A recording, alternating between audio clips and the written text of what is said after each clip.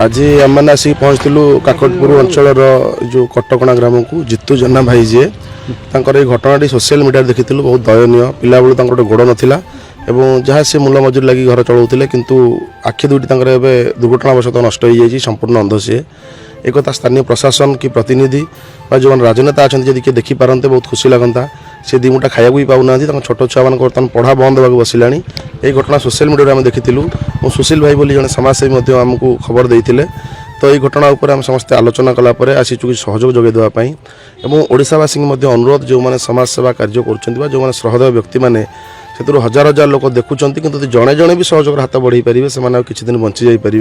और किसी स्थायी समाधान जब प्रशासनिक अधिकारी मैंने चेष्टा करेंगे वीडियो हूँ चेयरमैन हूँ विधायक हूँ एठार जी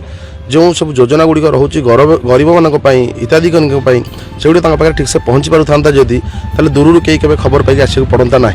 तथापि सब खबर पहुँची पारे ना तेणु गणमाध्यम द्वारा आपण मान द्वारा मुझे चेष्टा करुँची घटनाटी सरकार पाखे पहुँचू लोकलोचन को आसू कि सहृदय व्यक्ति मान पाखे पहुँचू कि सहयोग मिलवा सहित कि स्थायी सेवा पाखे पहुँचू जो जीवन टी उद्धार हो पार तांकर तो किसी हो ना स्त्री पिला किसी सहयोग कले किसी रास्ता बाहर कले से खुशी हे और केतोटी जीवन बंची जापर। जय जगन्नाथ मु मारुसेना जिला सभापति बलराम बारी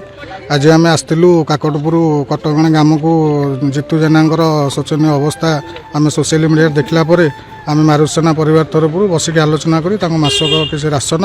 लुगापटा पनीपरिया आउ किसी आर्थिक सहयोग देवाई आम आज आसलु कटकणा ग्राम ठीक केमिति खबर पाइले ठीक आसिले लोक अंध अच्छा सूचना आप पाइले पूर्व केते जगह आप काकटपुर आसुँच आमर ये मस भितर 5टा 6टा सेवा हो गला काकटपुर एवं गोटे करूँ जंगलपुर पंचायत रे तो साक्षीगोपाल डेलांग सत्यवादी आपणकर ये जोड़ालिंग पाखे एमती आम 5-6टा सेवा ये कर सारे असहाय फैमिली को आम आम संगठन तरफ आम प्रशासन को अनुरोध करुचु ये जितु जेना केमती गोटे घर खंडे हो पिला पाठ पढ़ी पार ना खाया गणे ना 15 किलो चाउल के जन से 5 जन परिवार केमती चलिए तेणु आम जिलापाल महोदय को ये विषय अनुमत करेबू। नमस्कार मु जितु जेना मोर 2टा आखि अंध गोटे गोड़ ना मोर आउ 2टा झी गोटे पुओ आ स्त्री पिला एमती घर देखुं मोर ये घर भंगा घर धरिकी चलुची एमती घर धरिकी एमती भंगा घर धरिकी मुझे चलुची आउ मोर एमती आर्थिक अवस्था देखिकी मोर एमती खाइबा ना मते राशन चाउल मिलूँ 15 किलो 5 जन आम 15 किलो राशन चाउल मिलूँ आउ 2 जनकर ना एंट्री हो पारुनी आजिकल नुह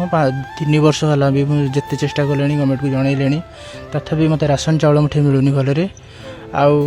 केमिति मारुति सेना केमिति खबर पाई स्वेच्छाचारी संगठन खबर पाई मो पाखक मासकर पनीपरिया राशन लुगापटा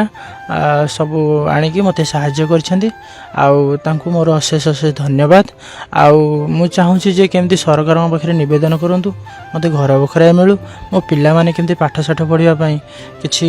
तांको मानो पई किछि केमिति गोटे झियो को 8म क्लास पढ़िलानी गोटे चतुर्थ आ गोटे छोटिया पुओटे 4 वर्षर से माने केमिति किछि पांतु चाहूँगी पाइकी से माने केमिति पाठ साठ पढ़िकी से माने केमिति मनीष होई जांतु।